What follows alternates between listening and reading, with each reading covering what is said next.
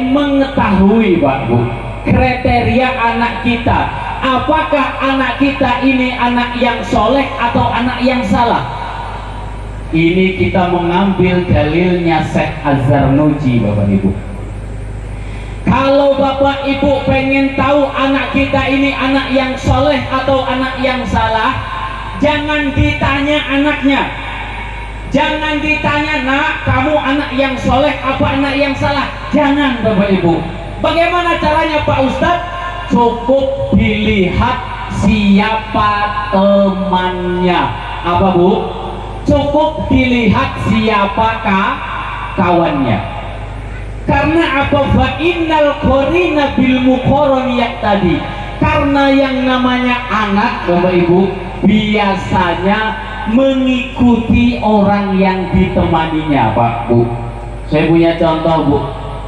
Kalau anak-anak di Gunung Sugih ini Pak Bu, dari kecil sudah dititipkan di TPA, dari kecil anak itu suruh berteman dengan kiai, dengan ustadz ustadzah, maka saya yakin Bapak Ibu, besar nanti anak kita meniru sifatnya ustadz, meniru akhlaknya ulama. Tapi sebaliknya Bapak Ibu, kita punya anak Pak Bu, kita suruh anak kita bergaul, berteman dengan tukang nyolong, tukang nyuri, pencopet, maka saya yakin Pak Bu, besar nanti anak kita nanti menjadi anak yang tukang nyolong, tukang nyuri, dan tukang nyopet. Bapak-bapak punya anak nggak begitu diurus Pak Bu, dibiarkan saja dia berteman dengan para pencuri, berteman dengan para penjahat.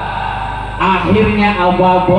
Ketika besar nanti anak kita akan mencontoh akhlaknya pencuri, akan meniru akhlaknya orang yang suka nyolong. Bu, kira-kira ibu-ibu pengen punya anak yang salah apa yang soleh Bu? Yang salah apa yang soleh Bu? Tapi Pak Bu, mohon maaf, survei telah membuktikan mencetak anak yang soleh tidak semudah mencetak anak yang salah Pak Bu. Kalau kita pengen punya anak yang salah Bu, kita diemin aja Bu, kita umbar saja dia jadi anak yang salah loh Pak Bu. Bagaimana caranya? Menurut Al-Imam Syafi'i Bapak Ibu, yang namanya soleh adalah al-qaim bi hukukillah wal qaim bi hukuki ibadih. Anak yang soleh itu Pak Bu, anak yang nurut sama orang tuanya dan patuh kepada Tuhannya, yaitu Allah Subhanahu wa Ta'ala. Pak Ustadz, saya mah ngikutin yang tren aja Pak Ustadz, asal anak saya jadi orang bermutu, berkualitas, berpendidikan tinggi, akhlak nomor 2 Pak Ustadz. Saya tidak setuju Pak Bu. Kalau seperti itu Bapak Ibu, nanti ketika anak kita sudah besar, mohon maaf Bu, saya yakin jenengan semua ini orang-orang yang bukan orang gaptek, orang-orang yang paham dengan teknologi. Sekarang kita lihat Bapak Ibu, betapa banyak berita di televisi, ada seorang anak laki-laki memenggal kepala ayahnya, ada seorang anak laki-laki membunuh ibu kandungnya sendiri. Itu salah siapa Bu? Itu salah siapa Bu? Salah orang tuanya. Kalau kita ingin anak kita menjadi anak yang taat kepada kita, maka kita harus mendidik anak kita agar menjadi anak yang soleh dan solehah. Amin Allahumma amin Allahumma amin. Nanti Pak Alek, kalau anak kita ini bukan anak yang soleh, kita yang akan menyesal. Karena apa Pak Bu? perjuangan seorang ibu ketika melahirkan itu payah. Payah nggak bu? Hei, halo, hei. Jawab bu, ibu mah enak bisa sambil minum ya kan? Nah saya di sini kan panas bu.